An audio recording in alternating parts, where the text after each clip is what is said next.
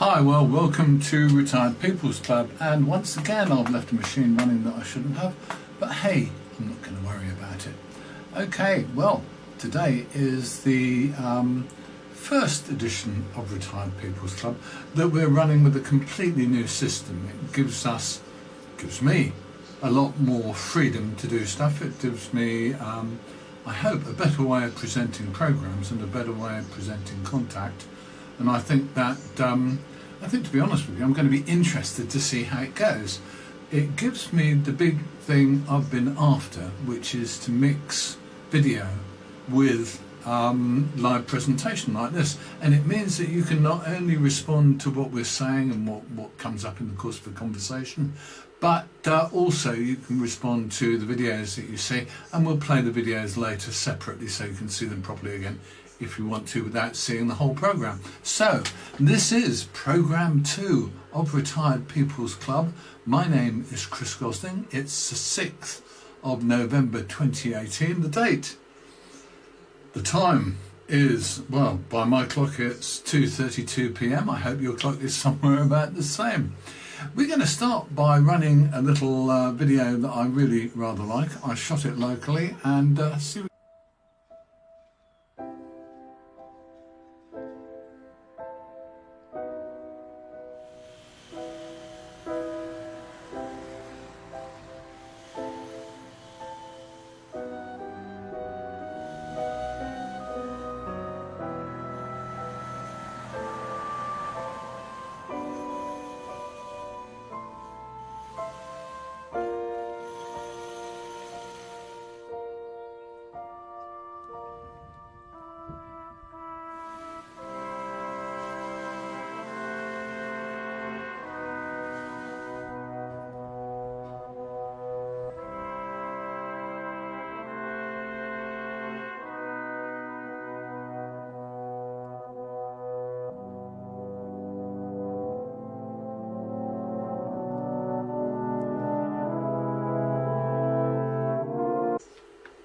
And there you have it. What a nice looking piece of film that was. I really enjoyed doing that, and to the extent that I've gone and done a bit more, which I'll share with you tomorrow.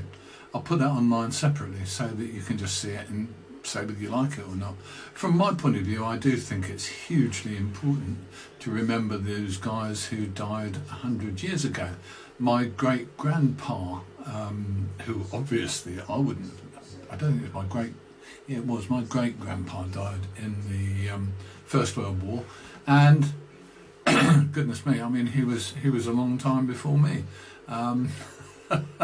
So there you have it. I mean, I'm now 70, so my dad, or 72, my dad was in the Second World War. He was in India and Burma, and my mother's dad, or I'm not sure whether it's my grandma's first or second husband, who was my mum's dad, but I'm not sure. But in reality, one of the people who was married to my grandma died in the First World War, as did so many thousands of other men. I do think this year we've gone up for the 100th anniversary of the end of the First World War, and although we had the Second World War, I still don't think we've had horror in the same way as maybe they had in the First World War for the men in the trenches. Have you ever been in the trench? Dot and I went in the trench quite a lot of years ago when we were in France somewhere, and I think you can kind of understand the horrible sensation of it all.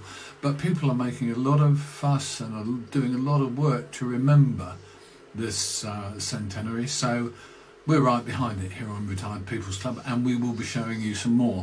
I make no excuses for it. Okay, what are we doing at the moment? Well, we're working on some stories that I hope we're going to be able to bring to you quite soon. Good afternoon, young Alan Abbott. I thought I'd just click to see if you were there. And the stories have come from all kinds of sources. I was talking online to an ambulance person the other day, and that was really, I guess you'd say, a slightly scary experience insofar as she told me about some things that I found horrifying in terms of the way that people die these days and the way they are treated after death. I told a little story that she told me. I will tell you that story again, but not today. I'm also working on some stories given to us or suggested to us by a viewer, a man called Nicholas Thompson, who came up with 4 or 5 really good ideas, and we're going to have a look at 2 or 3 of those, I think, starting next week. So that will be quite a handy thing to do. The more interesting stuff you suggest to us that catches your fancy and your imagination, the more we can do. Don't kid yourselves, I don't have all the answers, but I'm willing to do the work to find what the answers are. Okay, you're watching Retired People's Club. It's the programme for the 6th of November. It's live at Heavens Above 2:37. I'm just going to try something because this is an experimental little programme, so I'm not convinced I look as handsome as I should do.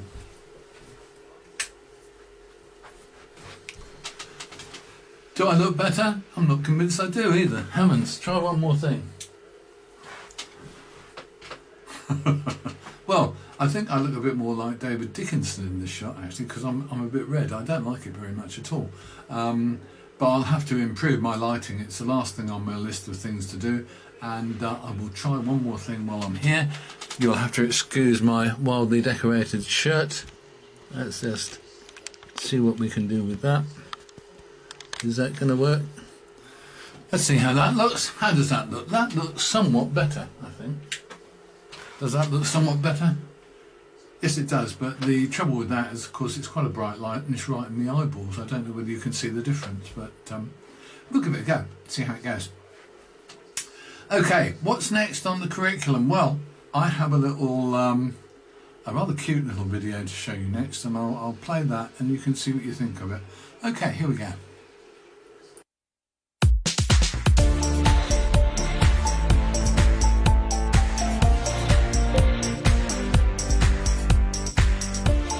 So here we are, we're at Pontins at Sand Bay, which is just outside Weston-super-Mare. It's about a 250-mile drive from home, but bearing in mind the fact that staying here for 4 nights costs us just £60 each, that's bed, breakfast and evening meal, it's a decent little deal. And we stay at other Pontins as well, and we'll be going to another one shortly, but this gives us a week's break for around £60 each in a completely different environment to home. See what you think of this chalet for a start.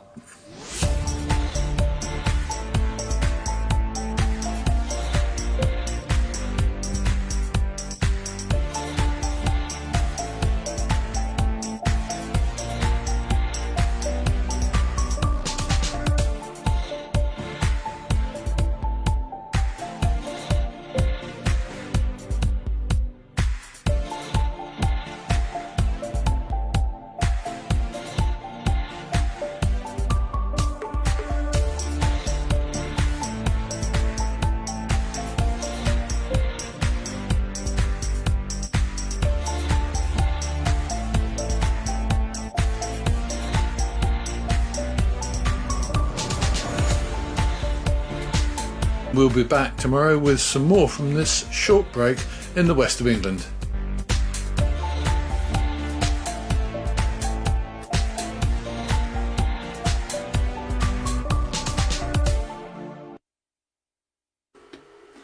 Well, there you go. That was from our first week's holiday at Pontins at Weston-super-Mare, which I have to say I really enjoyed. We had a really nice, relaxing kind of week, and I think if you saw 1 or 2 of the videos, I will re-show them fairly soon. If you saw 1 or 2 of the videos, you saw that we got out and about and had a look at a few things. I also was lucky enough to do a bit of ship spotting, which I tend to do. It's a bit scary sometimes, isn't it? Alan, yeah, I do. I realise that the reflection on the glasses is really a pain in the butt, and I think I'm going to actually have to bite the bullet and buy some proper lights, because let's face it, you might as well see me in all my glory without any kind of anything coming between us. The truth is that I think really I'm a bit mean about some of the small things, and I think that's something that affects us all. Okay. That, I think, completes what I wanted to do today from my point of view. Don't forget, if you have ideas about stories you would like us to see, if you've got video, if you've got stills you'd like to show me, I'd be fascinated to share them with the audience on Retired People's Club. If you've got any local pictures or video about the weekend's centenary of the end of World War One, Remembrance Sunday, etc., I'd like to see those, and we'll show those to the world if you have them. Okay, it is now, good heavens, it's 2:42. We've been on there for about 12 minutes. The time flies when you're having fun. What does he say? It's because you move your head so the highlight moves around. Yeah, I guess you're right. I think I'll have to do something about that one, but I think I'll try and get more light, a bit more flat light, and hopefully do something with that. I was reading a bit about it. Excuse me. I was reading a bit about it, and one of the things that nailed me on this thing was, whatever you do, you're better off without your glasses. But as you can see, A, I'm an uglier bugger without the glasses than I am possibly with them, and B, I can't see a thing.